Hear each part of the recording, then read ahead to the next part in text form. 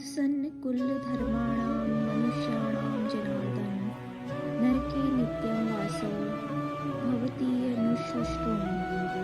भावार्थ है, हे प्रजापालक कृष्ण, मैंने गुरु परंपरा से सुना है कि जो लोग कुल धर्म का विनाश करते हैं वे सदैव नरक में वास करते हैं। तात्पर्य है, अर्जुन अपने तर्कों को अपने निजी अनुभव पर न आधारित करके आचार्यों से जो सुन रखा है उस पर आधारित करता है। वास्तविक ज्ञान प्राप्त करने की यही विधि है। जिस व्यक्ति ने पहले से ज्ञान प्राप्त कर रखा है उस व्यक्ति की सहायता के बिना कोई भी वास्तविक ज्ञान तक नहीं पहुंच सकता। वर्णाश्रम धर्म की एक पद्धति के अनुसार मृत्यु के पूर्व मनुष्य को पाप कर्मों के लिए प्रायश्चित करना होता है। जो पापात्मा है उसे इस विधि का अवश्य उपयोग करना चाहिए। ऐसा किए बिना मनुष्य निश्चित रूप से नरक भेजा जाएगा, जहां उसे अपने पाप कर्मों के लिए कष्टमय जीवन बिताना होगा। अहो बत महत पापम कर्तुम व्यवसिता वयम यत्र जय सुख लोभेन हंतुम स्वजनम उद्धताः। भावार्थ है, ओह कितने आश्चर्य की बात है कि हम सब जघन्य पाप कर्म करने के लिए उद्यत हो रहे हैं। राज्य सुख भोगने की इच्छा से प्रेरित होकर हम अपने ही संबंधियों को मारने पर तुले हैं। तात्पर्य है, स्वार्थ के वशीभूत होकर मनुष्य अपने सगे भाई, बाप या माँ के वध जैसे पाप कर्मों में प्रवृत्त हो सकता है। विश्व के इतिहास में ऐसे अनेक उदाहरण मिलते हैं, किंतु भगवान का साधु भक्त होने के कारण अर्जुन सदाचार के प्रति जागरूक है, अतः वह ऐसे कार्यों से बचने का प्रयत्न करता है।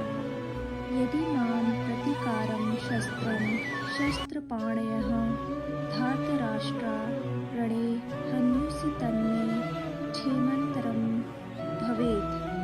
भावार्थ है, यदि शस्त्रधारी धृतराष्ट्र के पुत्र मुझ निहत्थे तथा रणभूमि में प्रतिरोध न करने वाले को मारे तो यह मेरे लिए श्रेष्ठकर होगा।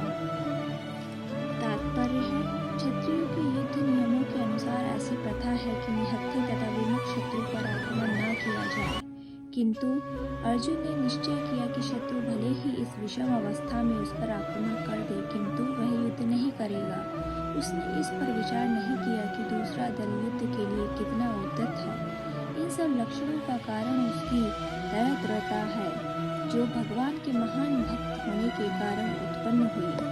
संजय उवाच एव मुक्त्वार्जुनः संख्ये रथोपस्थ उपाविशत् विसर्ज्य संशरं चापं शोक संवित्र मानसः।